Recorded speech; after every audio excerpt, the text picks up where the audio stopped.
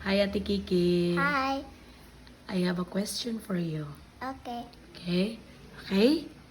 Based on your own experience or your own understanding, what is forgiveness? Forgiveness. Yes po.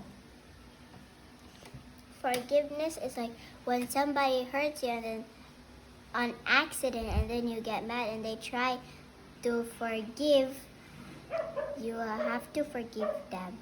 It's because it's forgiveness is love.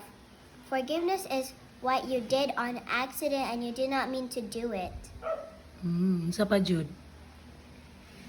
Forgiveness is, look, when you accidentally get your notebook wet and then your teacher gets mad, you try to forgive, the teacher will forgive you if you did not mean to do it. So kailangan ang forgiveness is kuan siya kanang kusa siya nga ihatag or kailangan pa ko mag-sorry sa imo ha bago ka mag-forgive sa ako. You have to say sorry first before I forgive you. So dili day pwede kanang forgive bisag wala nag-sorry ang tao. You can still forgive them. Like, can you please forgive me? Look, they did not even say sorry, but you could still forgive them. Yeah, I know. Forgiveness is like unsa man ha.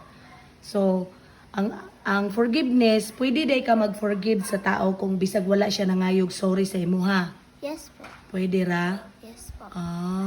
So after ka makapag-forgive sa tao, unsa imong feelings?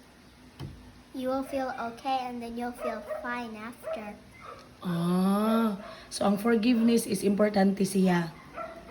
Yes po. Importante kang kinsa. For everybody. Okay. Sige, salamat po. Welcome. Bye.